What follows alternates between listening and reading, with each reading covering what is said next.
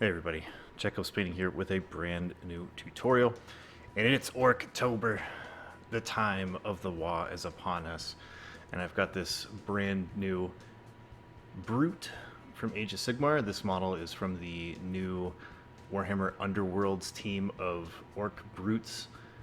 And I love my Brutes. They're my favorite Orc model in the fantasy range. And this guy is absolutely awesome. And we're going to be doing a multi-part series as we paint him up. This is part one, where we're going to be working on the armor that he's wearing and his orky skin tones. And the first thing that I'm doing here is just priming the model with some steinel res ebony flesh brown. This is a nice kind of mid-tone chocolatey brown. This is a great base color for a lot of fantasy armies and orcs in general. Brown is a great kind of stand-in color, because it gives them that sort of dirty, grimy look in the recessed details. And I also like brown because it's a nice mid-tone, and instead of being like ultra high contrast on this guy, I want our colors to be more saturated, more vibrant. So we're going to be building our contrast through darker shades of a color rather than applying color filters over a darker base coat. So that's why I'm using the brown primer instead of black.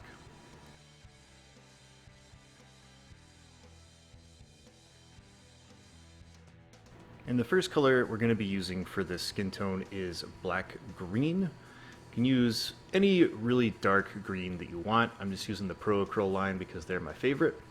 So this is a really dark, deep green, and I'm just going to pull out the airbrush and gently base coat all of the areas of exposed skin on our orc model here. If I get some overspray on stuff, I'm not too worried about it. There is going to be a lot of airbrushing one step, and then blocking in base coats by hand with a regular brush, and then airbrushing on top of those so that we have some really nice airbrush highlights on most parts of the model.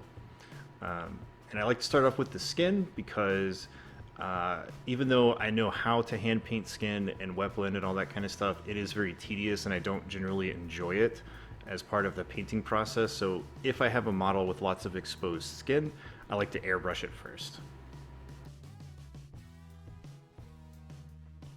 Now we need kind of an in-between color with our flesh. So I'm going to take the remnants of that black green and some of our bright yellow green from Pro Acryl and just put a couple of drops in there, stir it up. So that way we have an in-between color between the black green and the bright yellow green, which is what we're going to use for some of our pop highlights on this orky skin. You can just see there, I want to make sure that that paint is nice and mixed up and kind of flows down the side of my airbrush pot hopper in there. And then we're just going to do some light highlights with this color. I'm not really focusing any one area just yet. Like, these aren't really our final highlights. This is an in-between highlight. So I want to make sure that I'm also not spraying up underneath the model. I want to keep kind of a high angle with the airbrush to about a 90-degree angle with the airbrush. So that way I have that black green in the shadows, and on kind of the underside, that's going to be our shadow flesh color. And instead of that color being black, again, it's being the green because I want the colors of this fantasy model to be more saturated.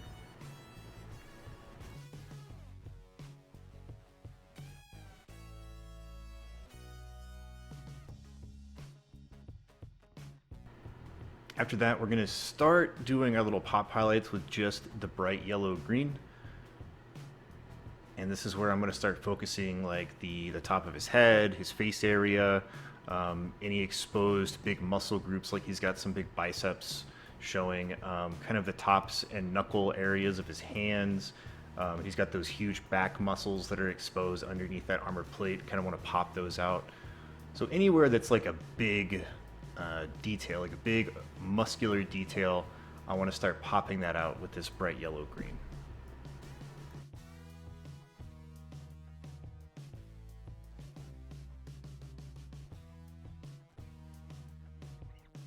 And as a final highlight, I'm going to take that bright yellow green and put a little bit of tan flesh in there, just a couple of drops. And I made sure to include this just so you can see. I don't really paint in ratios, so I think it's actually 4 now that I see it on camera. Just gonna mix it up, see what it looks like. I want a thin green with a little bit of a warm flesh tone in it, if that makes sense. And we're gonna be spraying this on areas where the skin of this orc, if this was a real life orc, where the skin of his body is stretched really thin across his skeletal details or his muscles.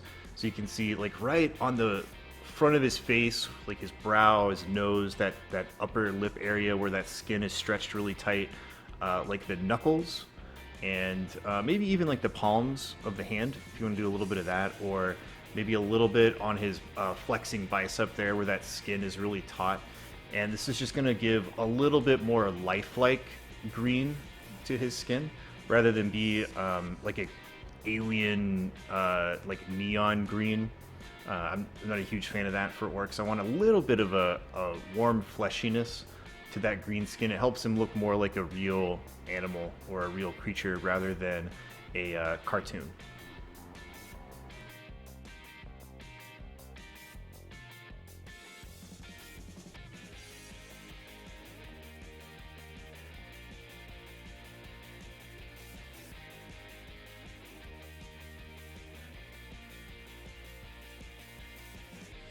Now we're going to block in the plate armor that he's wearing, that really nice rough hammered brute armor. I've got some dark purple and some burnt red, just the darker red. And I'm going to mix those together in about a 50-50, right? What I'm looking for is a nice, rich, but also dark maroon color that skews more towards the purple side, because I want the shadows of this red armor to be very saturated. So I want a really vibrant red, and instead of having the shadows of that red armor be black, I want them to be this dark purpley maroon color, and it's a really, really cool effect. And so you can see, like, there's the base coat. Just wanted to show you the base coat on his shoulder pad, and this is what the full armor looks like. And then I'm going to take that same burnt red, and I'm going to be doing little airbrush highlights on portions of the armor. Now this isn't going to be as wild of a airbrush highlight with all of the angles and light pops and stuff like that I normally do, just because we're trying to paint inside the lines. So this is going to be sort of a central radial highlight inside every one of these armor plates. It's going to give it a little bit of a softer look, which I prefer for fantasy stuff rather than the hard, like, razor edge line highlights that you get with sci-fi stuff. So I'm just going to go around the model, try to work pretty close to the model so I have my PSI turned down a little bit. I don't have a specific value on that because I use a hose dial that doesn't have a number. It's just open or close. But my compressor lives at about 22 PSI, and then I have my hose dial where I can adjust it on the fly. And so, general rule of thumb, whatever your compressor is at, if you're working closer to the model and you want better aim, just dial that PSI down a little bit where you can still spray without speckling your paint, but it's not going to blast out of there. You don't want to spiderweb that paint when you're working this close to the model.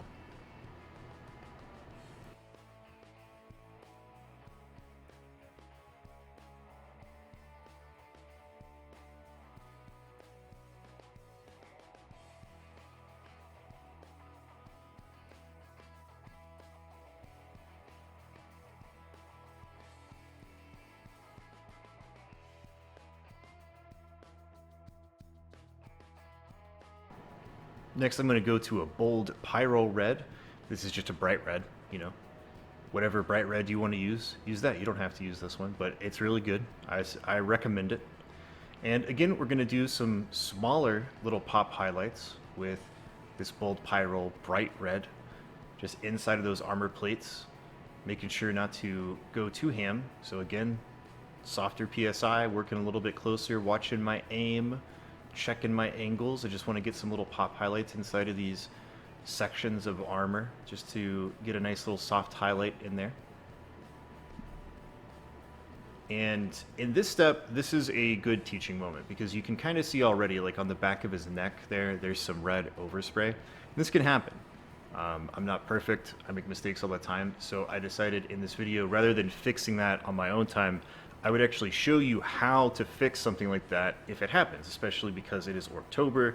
You might want to be painting some orcs, or just anything really. I'm going to show you a really easy glazing technique, because glazing is a technique and not a product. It's just a way of painting. To go in and fix that skin tone without worrying about trying to remove that paint, because sometimes if you try to fix airbrush overspray and remove that paint with like some water or something like that, it can actually damage the paint underneath it. So we're going to paint over it and it'll be totally fine.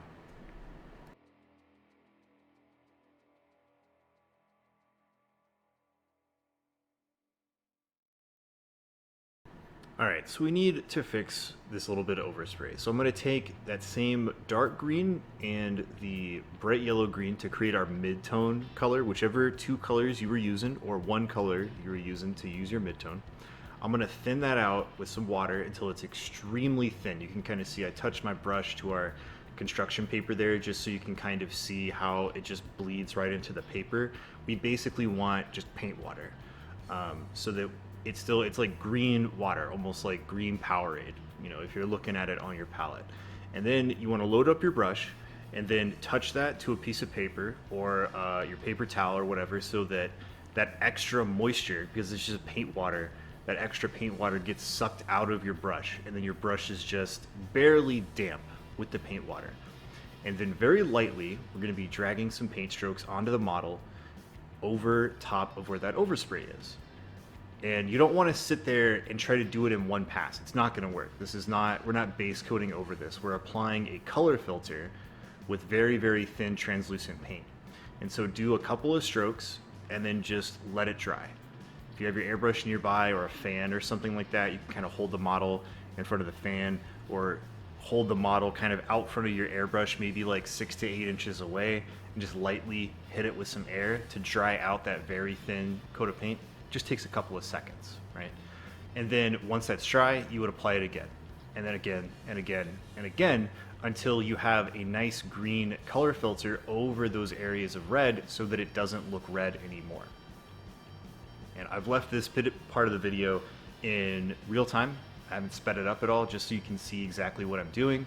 I just apply a couple of paint strokes, and then I let it dry. And then I apply a couple of paint strokes, and I let it dry. And I'm building up that translucent filter of green paint over the red paint, so that that red paint just becomes another highlight, right? So one area that's really hard to airbrush highlight is the back of his neck there. It's just hard to get an angle in there.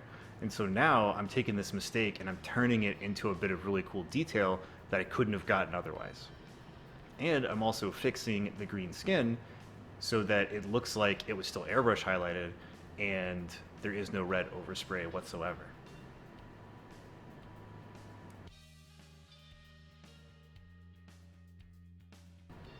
In this step, this technique is a little tricky to understand off the bat if you've never done it.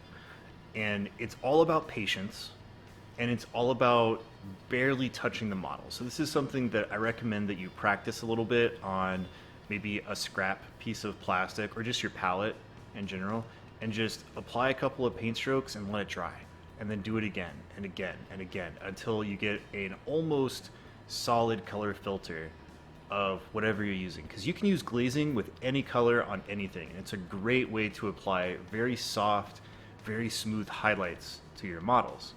And the other thing is really getting down how much moisture you want in your brush. So when I say to load up your brush with that paint water and then touch it to a paper towel, you can see I'm showing you again on the piece of paper right here, because it is paint water. Another little test, put it on your skin. I'm just going to apply it to my skin here. You can see how it's just paint water. You can see the texture of your skin when you apply it. And then once you get that down, it kind of unlocks this huge door of painting techniques. Alright, that's it for this video. I hope you guys enjoyed this tutorial. If you have any questions, post them in the comments below.